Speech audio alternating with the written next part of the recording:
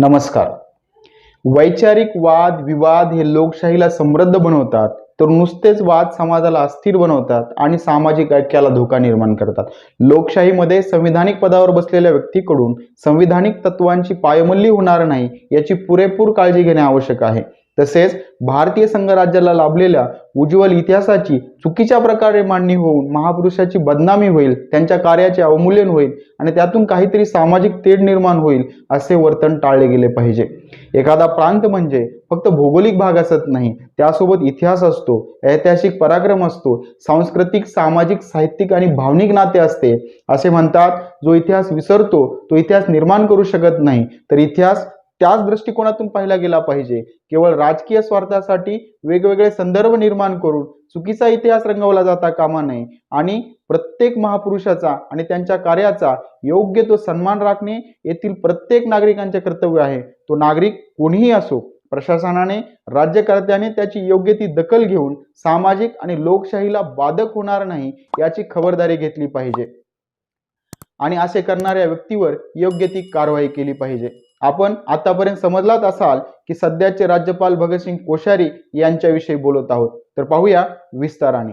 बड़ी खबर आपको बता दें, भगत सिंह कोश्यारी दिल्ली पहुंच रहे हैं. उधर महाराष्ट्र में महाभारत छिड़ी हुई है. त्याची एक महत्त्वाची बातमी, छत्रपती शिवाजी महाराज जुन्या काळातले आदर्श असल्याचं Tracks Maharashtra Governor B.S. Koshyari's recent remarks against Chhatrapati Shivaji has triggered a political slugfest in Maharashtra. Speaking at हटवा आणि त्रिवेदींना काढा अशी मागणी उदयनराजेंनी केली आहे. कोश्यारींबद्दल बोलते हैं आहे राज्यपाल भगतसिंह कोश्यारी यांना महाराष्ट्राबाहेर काढा. राज्यपालांच्या शिवरायांना समजत नाही. परत सुद्धा मी म्हणते ना, महाराष्ट्रात बाहेर पाठवून द्या. महाराष्ट्राचे राज्यपाल भगतसिंग कोश्यारी यांची महाराष्ट्राचे राज्यपाल म्हणून 5 सप्टेंबर 2019 रोजी नेमणूक झाली. नेमणूक झाल्यापासून राज्यपाल कुठल्या ना कुठल्या कारणामुळे सतत वादात अडकले आहेत. वादाचे कारण कधी त्यांची राजकीय किंवा प्रशासकीय भूमिका असते, तर कधी त्यांची जाहीर वक्तव्य. खरं तर वादग्रस्त वक्तव्यांना प्रसिद्धी देणं माध्यमांनी सुद्धा टाळलं पाहिजे, परंतु भारतीय माध्यमामध्ये तसं होताना दिसत नाही. किंबहुना माध्यमांचे स्वातंत्र्य आणि त्यांची विश्वासार्हता हा एक वेगळा परंतु तेवढाच महत्त्वाचा विषय भारतीय लोकशाहीसमोर उभा आहे. तर भगतसिंग कोश्यारी आणि वाद हे एक समीकरण झालं आहे. वर्ष होतं 2019. कोश्यारी यांची नुकतीच महाराष्ट्राचे राज्यपाल म्हणून नियुक्ती झाली होती आणि ऑक्टोबर 2019 मध्ये महाराष्ट्र विधानसभेच्या निवडणुकीचे निकाल लागले. निकाल त्रिशंकू परिस्थिती निर्माण करणारे होते. सगळ्यात मोठा पक्ष भाजप, त्यानंतर शिवसेना आणि भाजप आणि शिवसेना यांच्यामध्ये सत्तेसाठी प्रचंड तणाव निर्माण झाला. अशा वेळी भाजपने पर्याप्त संख्याबळ नसल्या कारणाने राज्यपालांचे सरकार स्थापनेचे निमंत्रण नाकारले. त्यानंतर राज्यपालांनी शिवसेनेला सरकार स्थापनेचे निमंत्रण दिले, परंतु शिवसेनेने त्यासाठी 24 तासांचा वेळ मागितला. तो राज्यपालांनी नाकारला आणि तिसरा सगळ्यात मोठा असणारा पक्ष राष्ट्रवादी काँग्रेस या पक्षाला सरकार स्थापनेसाठी योग्य वेळ न देता राज्यामध्ये राष्ट्रपती राजवटीची शिफारस राज्यपाल महोदयांनी केली. वास्तविक पाहता राज्यपालांची भूमिका ही न्यायसंगत असली पाहिजे, ना की कुठल्या पक्षाला ती पूरक असली पाहिजे. या ठिकाणी राज्यपालांनी न्याय भूमिका घेऊन राज्यामध्ये राजकीय अस्थिरता कशी दूर होईल याचा विचार केला गेला पाहिजे होता. तो त्यांच्याकडे झाला असे दिसत नाही. यापुढे जाऊन राज्यपालांनी 23 नोव्हेंबर 2019 सकाळी 5:45 वाजता राज्यातील राष्ट्रपती राजवट हटवून देवेंद्र फडणवीस आणि अजित पवार यांना शपथ दिली. खरं तर याच ठिकाणी राज्यपालांची वागणूक पक्षपातीपणाची किंवा विशिष्ट घटकांना पूरक असल्याचे दिसून येते. खरं तर घटनात्मक पदावरील व्यक्ती ह्या कुठल्याही पक्षाच्या असत नाहीत. त्यांनी लोकशाहीची मूल्ये जोपासली पाहिजेत आणि निपक्षपातीपणे व्यवहार केला पाहिजे. दुसरा विषय आहे, ज्यावेळेस महाराष्ट्रात सत्तानाट्य होऊन पहिल्या वेळेस महाविकास आघाडीचे सरकार स्थापन झाले आणि उद्धव ठाकरे यांचा शपथविधी झाला. शपथविधी सोहळ्यामध्ये माननीय राज्यपाल यांनी शपथेव्यतिरिक्त कुठलाही शब्द उच्चारण्यास मज्जाव केला. एका दृष्टीनं तो योग्यही असेल, परंतु ज्यावेळेस महाराष्ट्रात पुन्हा सत्तानाट्य झाले आणि एकनाथ शिंदे व देवेंद्र फडणवीस यांचे सरकार आले, त्यावेळेस राज्यपाल महोदयांनी असा मज्जाव केल्याचे दिसत नाही. म्हणून त्यांची भूमिका संशयात पडते. हिंदू हृदय सम्राट बाळासाहेब ठाकरे, धर्मवीर आनंद दिघे साहेबांच्या आशीर्वादाने मी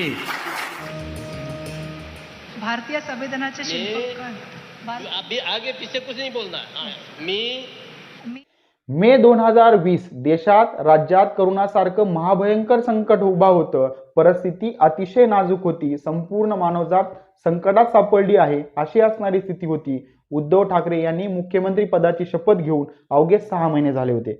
त्यांना कुठल्या तरी सभागृहाचे सदस्यत्व घेणं कायदेशीरदृष्ट्या आवश्यक होतं.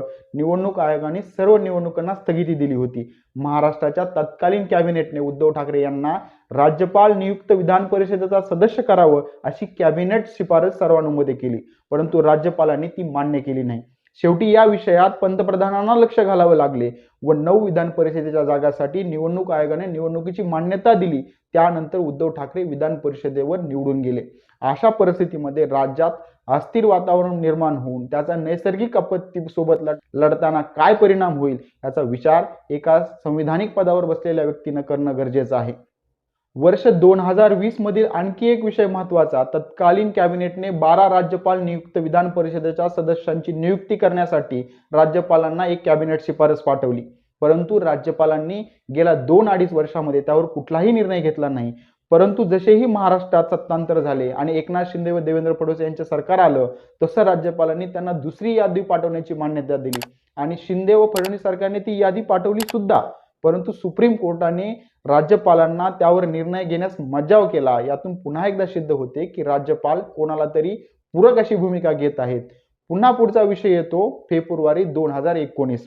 महाराष्ट्राच्या विधानसभेचे तत्कालीन अध्यक्ष श्री नाना पटोले हे विधानसभेच्या अध्यक्षपदाचा राजीनामा देतात आणि काँग्रेसचे महाराष्ट्र प्रदेशाध्यक्ष बनतात.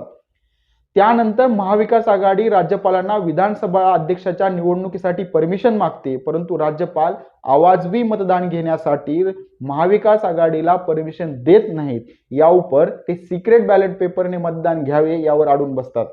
परंतु जसेही शिंदे फडणवीस सरकार महाराष्ट्रात येते तसे राज्यपाल अध्यक्षपदाची निवडणूक घेण्यासाठी परमिशन देतात. यातून पुन्हा हे सिद्ध होते की राज्यपालांची भूमिका ही न्याय नसून एका राजकीय पक्षाच्या पदाधिकाऱ्याप्रमाणे आहे. पुढचे महत्त्वाचे प्रकरण. राज्यपालाचे तत्कालीन पर्सनल सेक्रेटरी उल्हास मुनगेकर 30 जून 2021 ला निवृत्त होतात आणि 9 जुलै 2021 ला मुनगेकरांना 1 वर्षासाठी राज्यपालांचा पर्सनल सेक्रेटरी म्हणून राज्यपाल नियुक्त करतात. वास्तविक पाहता महाराष्ट्र शासनाच्या 17 डिसेंबर 2016च्या JR नुसार कुठल्याही शासकीय अधिकाऱ्याला निवृत्तीनंतर पूर्ण वेळ कर्मचारी म्हणून नियुक्त केले जाऊ शकत नाही. महाराष्ट्र शासनाच्या जनरल ॲडमिनिस्ट्रेशन डिपार्टमेंटने याबाबत राजभवन आणि राज्यपाल यांना कळवले. थोडक्यात काय, तरीही राज्यपालांनी बेकायदेशीररित्या शासनाचे निर्णय धाब्यावर ठेवून नियुक्ती केली.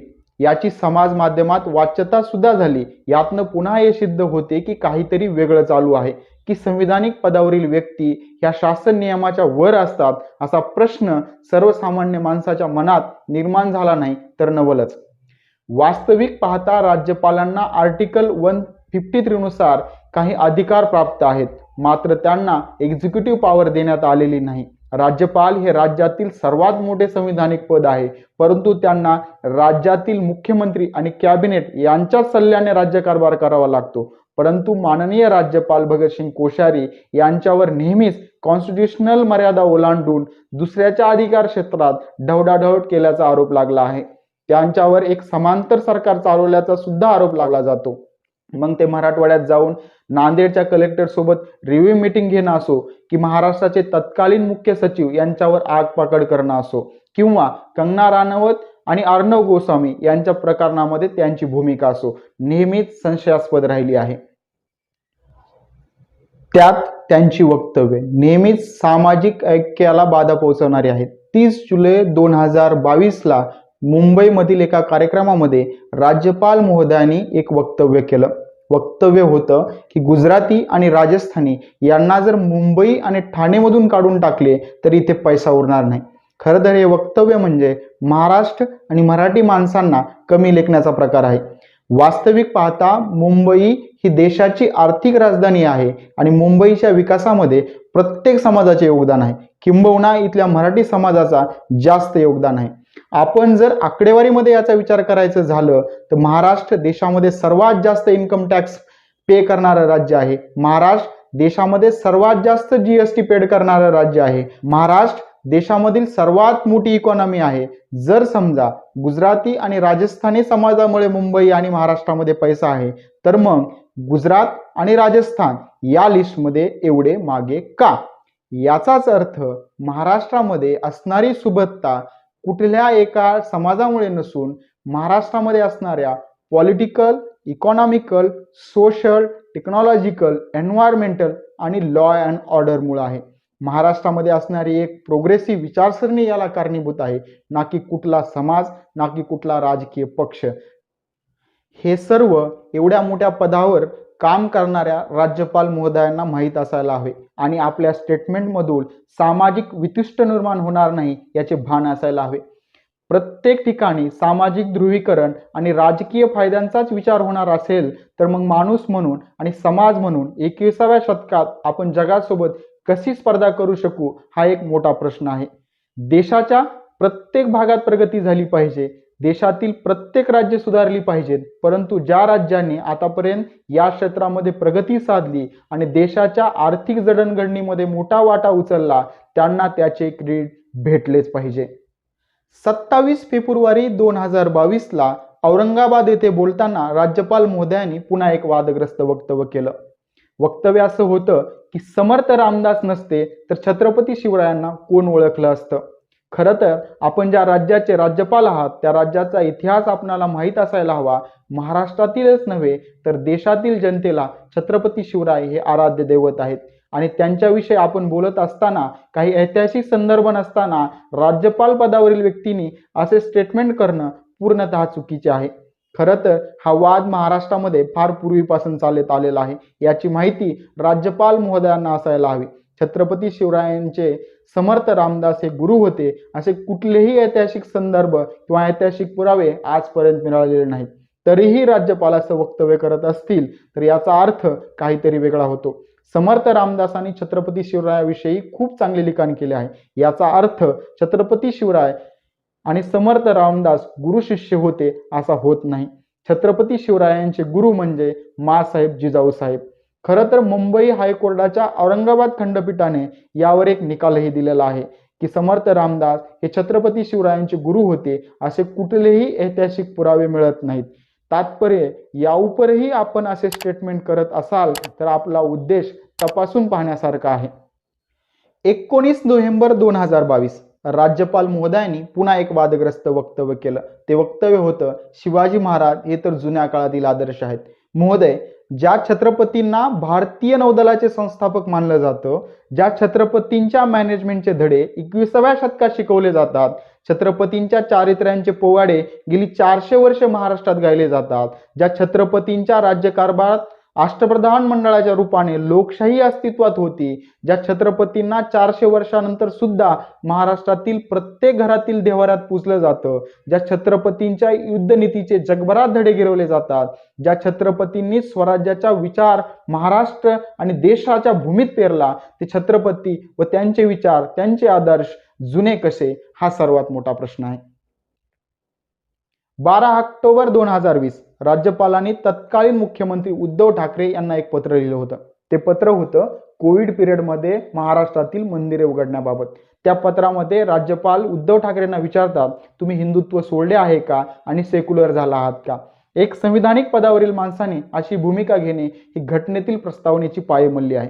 एवढेच नाही, स्त्री शिक्षणाची मुहूर्तमेढ रवणाऱ्या महात्मा ज्योतिबा फुले व सावित्रीबाई फुले यांच्याविषयीचे अनुद्गार असोत किंवा शहीदांना चप्पल घालून श्रद्धांजलीची मानवंदना असो किंवा इतर गोष्टी असो, सर्वत्र वादग्रस्त